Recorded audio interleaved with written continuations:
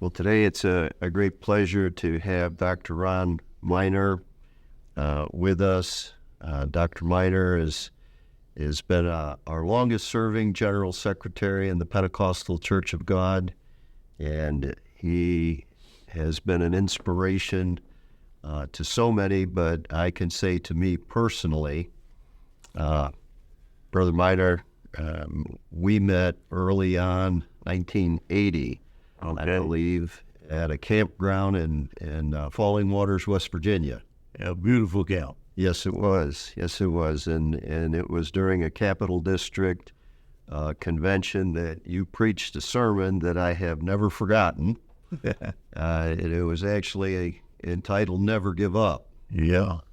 And it's just been an inspiration. You've been an inspiration on many, many fronts and many, many lives. And Thank you.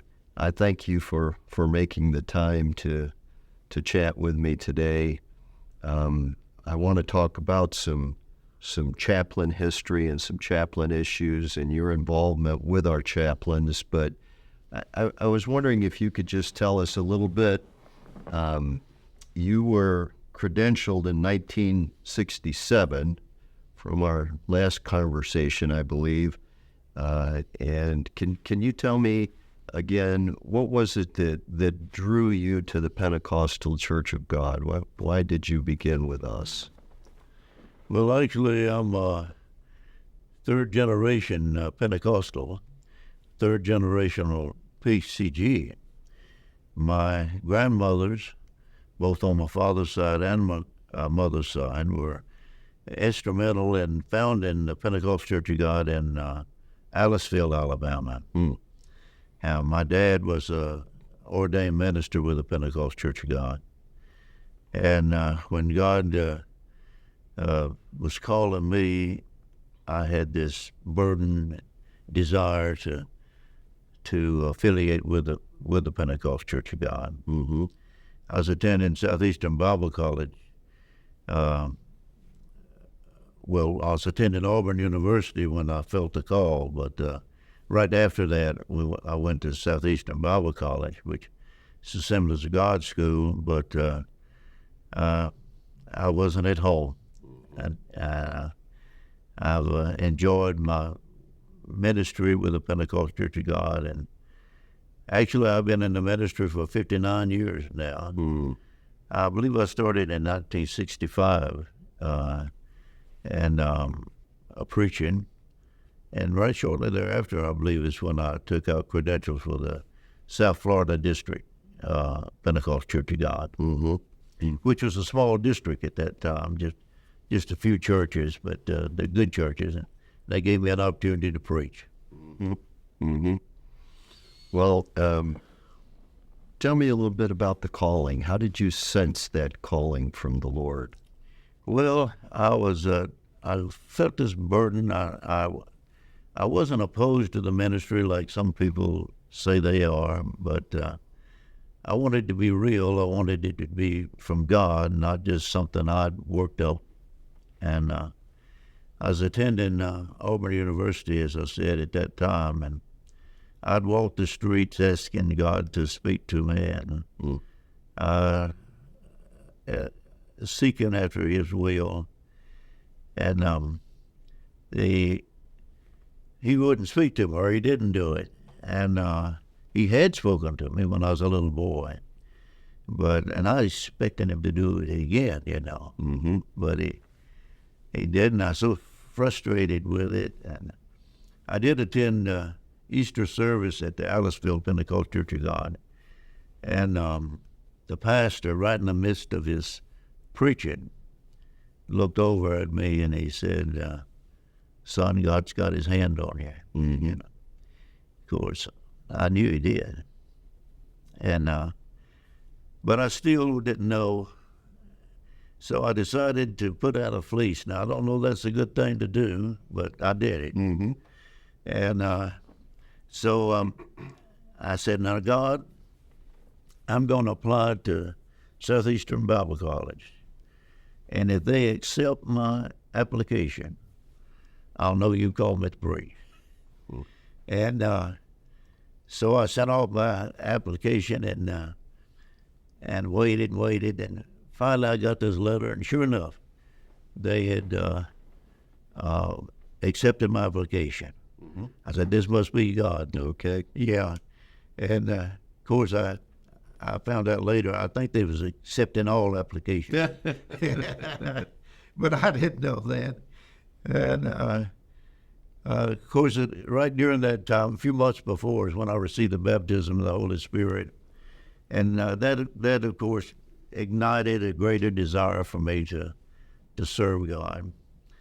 I don't have as dramatic of a call as I wish I'd had, but I'm convinced God did call me. You have a sure calling. Yes. Yes. Well, that's.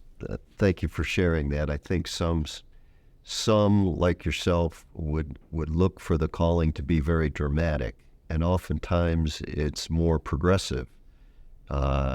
Even in my life, I remember, the Lord sharing with me that He wanted me to follow Him, and so I went to Bible college. And while in Bible college, I heard the preacher boys saying that they were called and they were going to be a pastor, and I kept praying, and like yourself, praying, and eventually the Lord would open the doors, but it wasn't a dramatic type of a calling. It was a sure calling that you could always point back to. Yeah.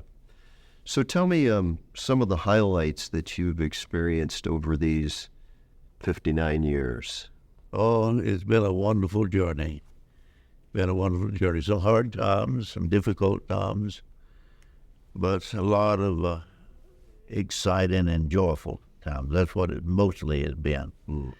Well, and even some of the trials you go through, they turn out for your good. Yes. And I pastored small churches. I was district superintendent in Mississippi for about 5 years. I was elected when I was just 30 years old. And so they had to set aside the bylaws for me to even serve. But it was a small district, about 10 churches, but I traveled around to all the churches, and they'd let me preach for them. And I helped them any way I could. And then serving in the general office for over 25 years was a real highlight, of course, serving with some wonderful men and women. But even as a kid, I loved church and loved the people and was inspired by them. My district PYPA president when I was in Mississippi as a child was Sister Doris Lucas, and I remember she went to the General Convention in Joplin and came back to Mississippi, and of course I'd never been to anything like that.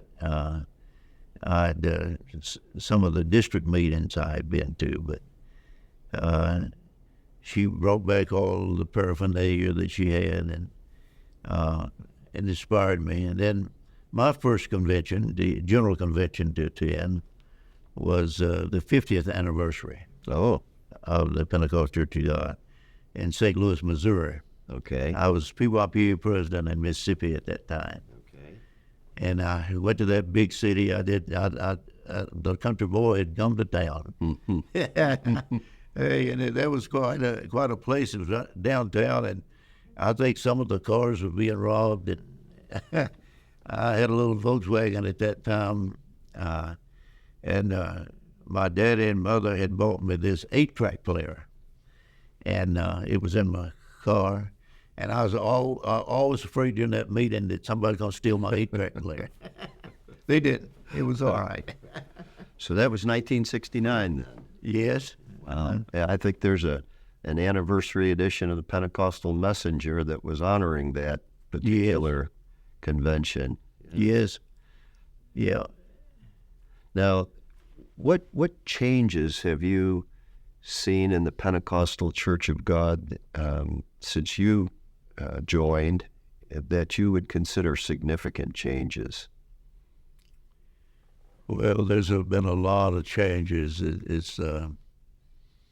The church was much more conservative when I was a kid, and on dress codes and things like that, and going to movies and things like that. That was a part of the PYPA covenant, that you wouldn't do that or play pool or things like that. So that has greatly changed, and also the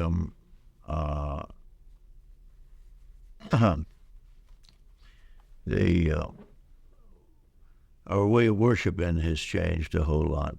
How so?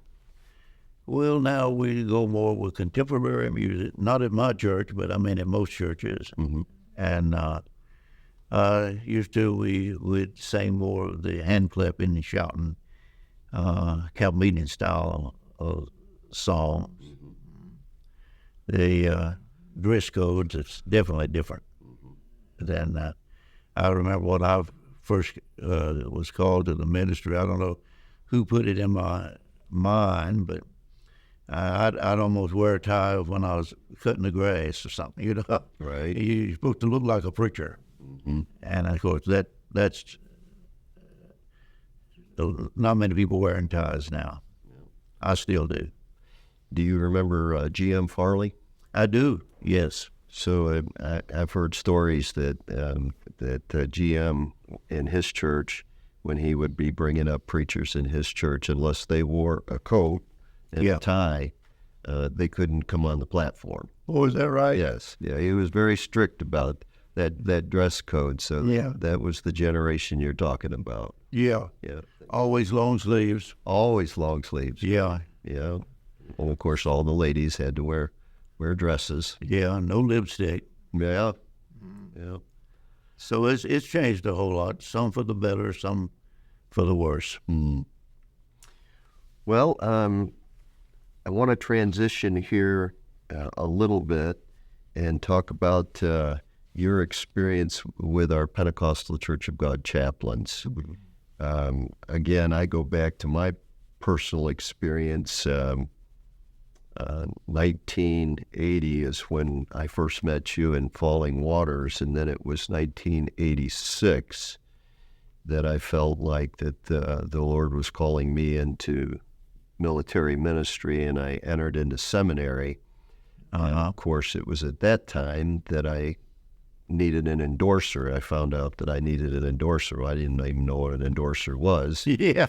But so I contacted somebody at General Headquarters, and they referred me to you. And you were the endorser for the Pentecostal Church of God at that time. Can you tell me what your duties or responsibilities as an endorser at that time entailed? Well, it certainly involved in trying to recruit chaplains, and then trying to be a minister to the chaplains after they were serving. The endorsing, I was the endorser for the PCG, but we mostly went through the NAE Commission of Chaplains, who did the actual paperwork for us. Now I understand you do all that, and but at that time we only had about 6 or 7 chaplains. Right. You know? So it was, but we did have a few meetings, not like you do now, which is wonderful, by the way. I'm so pleased with what you're doing, and Thank you. And the chaplaincy has become a real vital part of the movement. The good part was that among the chaplains we had some mighty good ones. And oftentimes during our general conventions, the chaplains would teach sessions and everything, and also at Messenger College. I know George Lindsay taught. I believe Mel Ferguson did as well. And so we always tried to serve the movement as well. And we had some very capable people to do that. So when the chaplains would come to you as an endorser, what requirements did you ask of them? Well, of course, they had to have credentials with the Pentecostal Church of God. Okay. And at that time, we process the credentials through the district. Okay. And So they had to belong to a district to Yes. get the credentials. right. Mhm. And our effort of that was to identify them with the PCG. Yes. And because we had some come to us that had not necessarily been PCG. And we wanted them to become a part, and that so that when they finished their term, they'd still be PCG. Didn't always work out, but that was the goal. And it seems like that's always been a hurdle for us in PCG, primarily because we don't have a seminary. So we can't send our students to our seminary. They go somewhere else to seminary, and then they have to come back to us. So that's, I understand what you're saying there. Yeah. And then,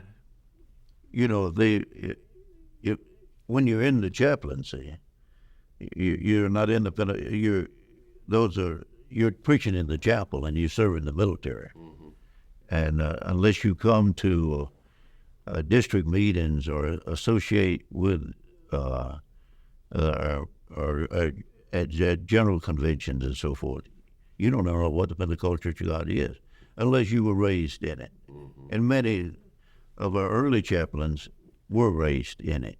Not all of them, but a number of them were. James Rayburn, Mel Ferguson was raised in the Pentecostal Church of God up in Michigan. Okay. And Troy Carter, I believe he also was from Arkansas, I believe. Okay. So many of them were, but we brought in some people who were not, and they were good chaplains too. But we wanted to keep them, and we haven't always been successful at that. It's always a challenge. Yeah. And you had mentioned that part of your job as the endorser was to be a minister to the chaplains. In other words, I'm hearing you say to be a pastor to them. Yes. Yeah. Do you have any experiences that you would like to share how you ministered to the chaplains?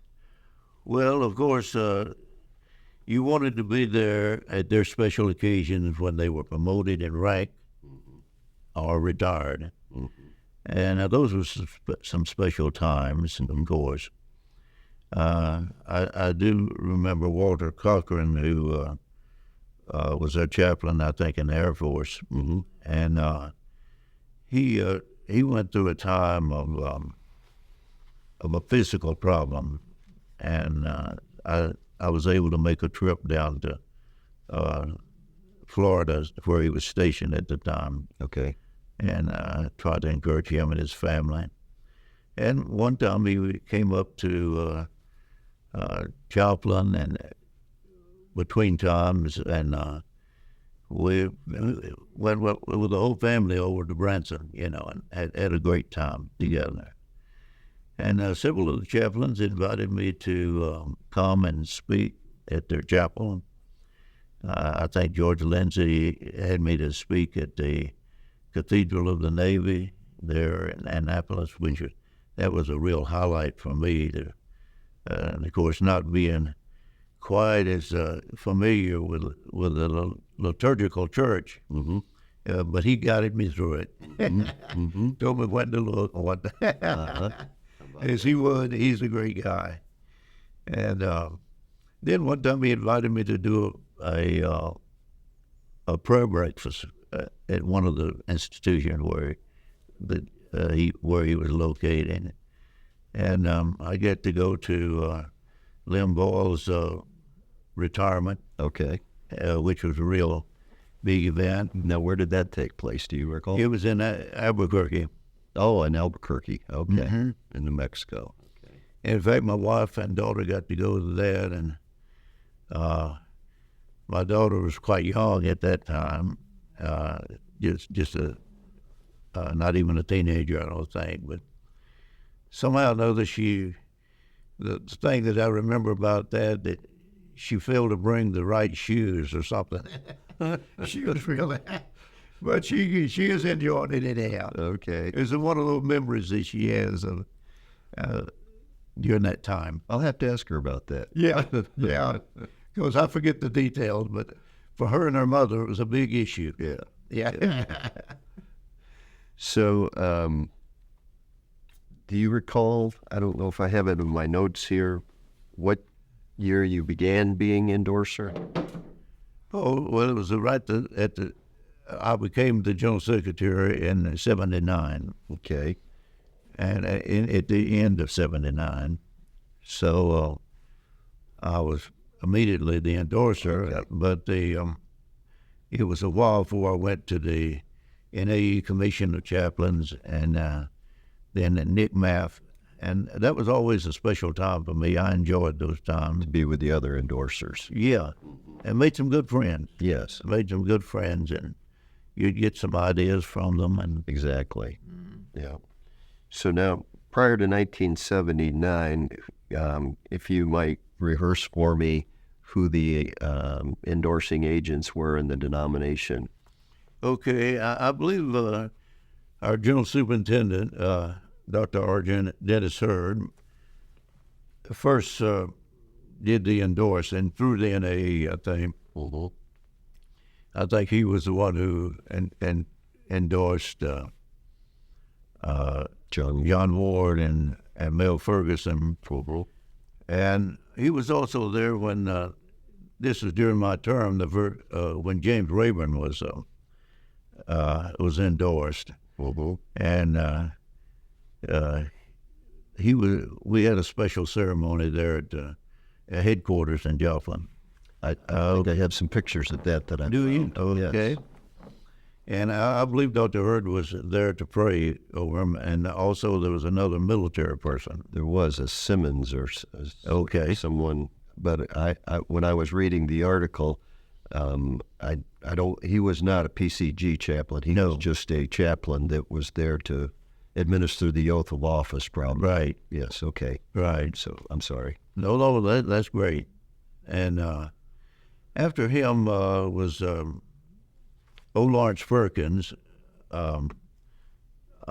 He had gone to the Mississippi State University and participated in the ROTC program, and had become an officer in I believe it's the Air Force. Mm-hmm.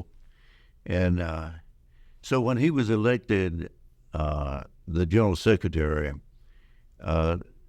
they also made him the endorser. Mm-hmm. He had some military experience. So it transitioned from our general superintendent to the general secretary under O. Lawrence Perkins. Yes. Okay. And then when he left and Ray J. Smith was elected the general secretary, being the endorser was a part of the portfolio. Mm-hmm. I don't know if Brother Smith was actually ever in the military or not. And then when I was elected general secretary, it just followed being in the portfolio. Okay. Okay. When we had talked previously, you had mentioned, I think it's Willie McGinty? McGinty. Willie McGinty. Yes. Okay. And he had an interest in tracking the servicemen. Yes. And seems like he wrote some articles, maybe did some magazine. Right, a little small magazine. I don't know if it was, I believe it's called Attention. That's what I had found too, yes. Okay. And he was the staff artist there at our headquarters, Willie McGinty was. And he may have been in the military in time past, but he was the staff artist for many years. And those pictures that you used to see on the Sunday school books displaying what happened in the lesson, Mm-hmm. he did many of those, thousands, I guess. I don't know, hundreds at least. Mm. So he was there for a long time. So let me just pause 1 minute here and backtrack. Our Dennis Hurd Do you recall the year? I mean, I can look it up, but do you recall the years that he was general superintendent? Okay, well, you go back to from 75 to 22 years, and you'll have it. Okay, so 50. He went out at 75, and he was in the 50s when he. When he was first elected? Yeah. Okay, so the 1950s, and then when McGinty, he was doing the artwork. I don't know how long he was at our headquarters as an artist. It was a long time. But it was during the Joplin years, and it was during the term. I'm pretty sure he come on during the term of Art Dennis Hurd.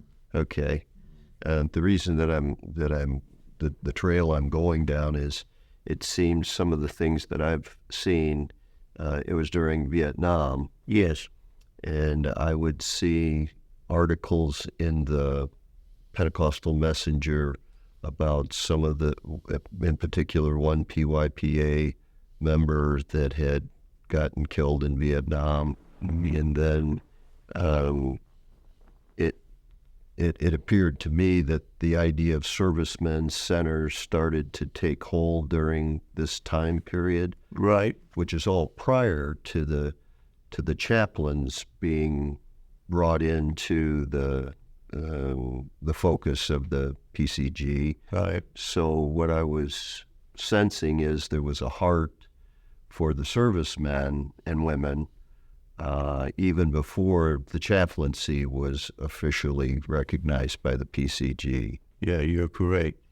They even back during World War II, of course, that's my dad served in World War II, and I've heard stories that a lot of churches during that time would actually bring pictures of the servicemen and place them in the church. But it was during the Vietnam situation that Brother McGinty started this magazine that they would send to all the servicemen, and, as I understand it. And they were also trying to get churches that were located near a base Yes. to open up some sort of ministry to the servicemen in that area. Now, was there a department then that came up through the PCG that would be focusing on some of these projects, or was this just something that was born out of the heart of a particular individual? I'm not a Brother McGinty was called, I think, the servicemen director or something, but how involved he was outside of doing the publications, I don't know. Okay. So I would surmise that is more on the local level. Okay. I'm not sure if that's when the Servicemen Center was established there in the Philippines. I don't remember that. Okay. Well, you bring up an interesting point there about the Servicemen Center in the Philippines. That was Brother Wayne Mullins. Was he the one that started it? I'm not sure. Okay. I had heard or read something about another individual, William Gaylord. Yeah, that sounds familiar. Mm-hmm. I'm thinking that he was The instrumental in the Philippines. in the Servicemen Center. Okay. I think Brother Mullins was a missionary there, though, Yes. during that time. And he may have been involved in the servicemen. I just don't know. Yep. Yep. Well, we have a heritage then that seems like that precedes the chaplains. Yeah. That the Pentecostal Church of God had a desire to serve those that were in the uniform. Now, as you know, we, for many years, had a statement in our doctoral statement providing for conscientious objectors. And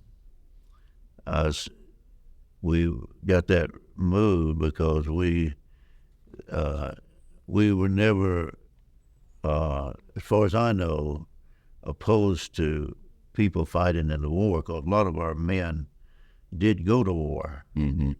But some have looked at that and have thought that maybe that we were totally opposed to all war. So we did get that moved out of the doctrinal statement, which it should have never been in the doctrinal statement. But we do make provision for those who are conscientious objectors. So we started out with the conscientious objector status being recognized by the PCG, and at some point you're saying we moved it out. Now, was that something that happened in a general convention? Right. It's you can't move it. That takes convention action. I'm thinking we moved it.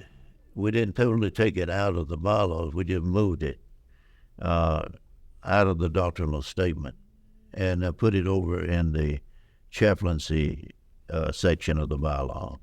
Okay. And primarily to make that provision, if a person really had those beliefs, and many do, I'm sure, they're opposed to killing and so forth. But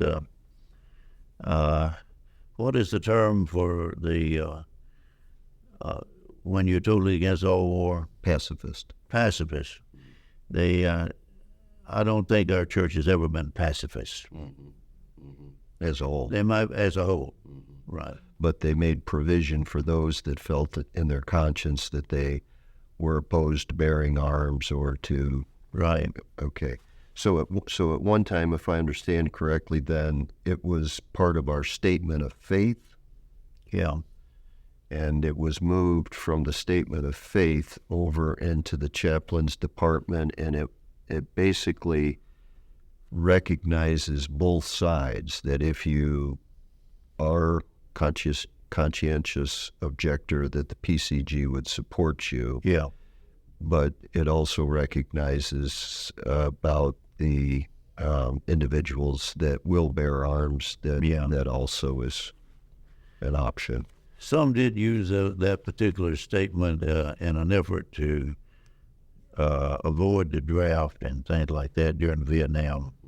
I don't know if it was successful or not, but it was a very turbulent time.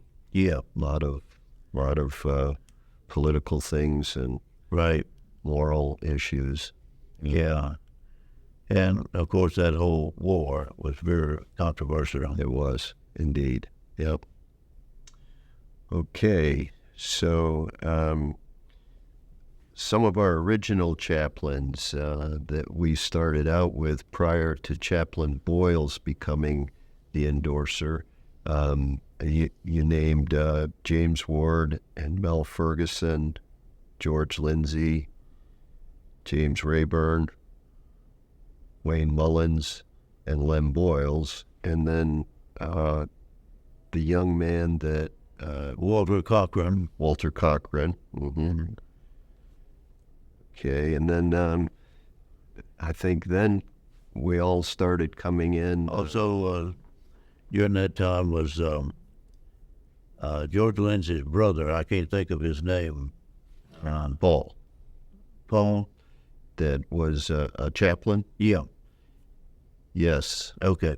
He was with us for a while anyhow. And then he went to the assemblies. Is that right? I believe so. Okay. All right. He was a singer as well. He was reason why I know that he gave me one of his tapes that he had made, and he sang in our general convention. Okay. Yeah. All right. Yep. I was recognizing our chaplains. I'll have to talk to Eugene about that. Okay. Eugene's one of our community service chaplains now. Okay. So he has taken on the mantle that a lot of that his dad, of course, and yeah, I think 2 or 3 other brothers have been chaplains in I think so. in the Lindsay family. Yeah. George Lindsay's dad and mother, I assume, made a significant donation to Messenger College when George Lindsay was kind of working as our director of development part-time there for Messenger College.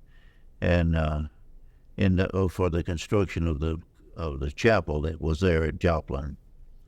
I forget the amount, but I'm thinking it's somewhere around $100,000. Oh, wow. Which for us, that's a big donation. Very significant. Yeah. Yeah. Very good. And George Lindsay was really responsible for that. Well, those are the original ones, and then it seemed like after Lem Boyles became our endorser, the office was no longer divided. I mean, you always had your responsibilities, which were your main responsibilities as general secretary. Right.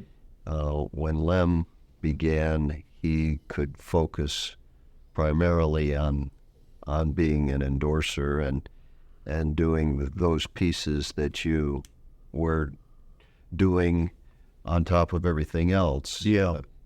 The recruiting. And he did a good job. He really put enthusiasm behind it.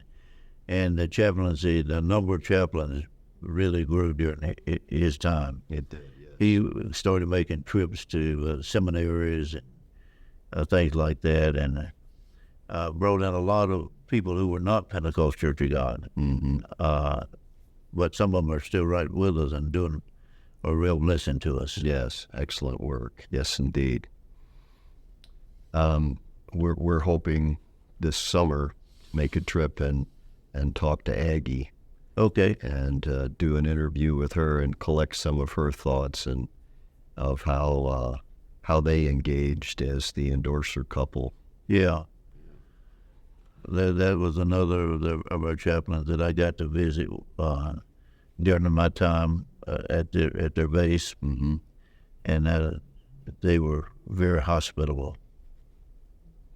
Well, again, we've had a rich heritage prior to the chaplains being a commission, and then building upon the shoulders of some of our endorsers, and going forward. Now we're asking the Lord to help us to bring in our civilian chaplains and work with them alongside the military chaplains and make them one PCG unit.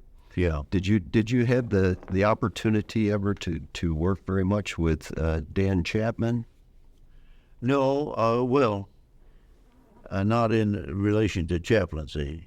Of course, he was a PYPA president at the same time I was. Okay. Way back there.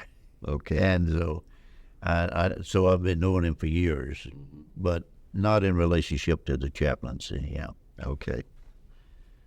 Well, if you were going to give advice to a young man that was thinking about the chaplaincy, would you have any advice that you would give to them? Well, I just think it's important for all ministers to find God's direction for their life. And different ministries require different skills. And but it appears that from my conversation with those who have been chaplains, that it really makes for a good life. And of course, there's a lot of benefits in being a chaplain. You don't have to stand for election and things like that. Yep. But it wouldn't fit everyone, but it fits those that are called to it. I think that the chaplaincy is a calling, like all ministry is a calling, and you got to know that's what God wants you to do, to be happy. I don't think the chaplaincy, from my experience, is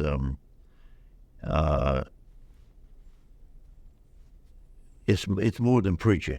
Let me put it that way. It's more than preaching, and those of us who just really like to preach, that may not feel as fulfilled in chaplaincy. But there's also other benefits that are outstanding. Yeah, absolutely. Chaplains, especially in the military, go wherever the troops go Yep. wherever the soldiers, sailors, airmen go. In their work sites, they have carte blanche to go into the same locations, and the ministry that takes place is, as you said, it's not just a preaching ministry, Right. but it's going with them. And you got to be able to serve them for where they are. Mm-hmm. Where they are, because you got in the military, while you do have like Catholic chaplains and other religions, but you can't always find your faith chaplain. That's and correct. you have to minister them where they are. Yes, that's right. Yeah. Whether they have faith or have no faith, you're still their chaplain. That's right. Yeah. So you got a good perspective pool there to minister to. Well, Brother Miner, thank you again for taking the time to be with me this morning. It's a delight just to be in your presence and rehearse some of these things with you. I am so thankful for all that you've done for our Pentecostal Church of God, and I ask the Lord to continue to bless you and your wife and your family. And Thank you. you know, And the pleasure has been mine, and I'm so proud of you and what you're doing for the PCG and for our military. amen. Thank you.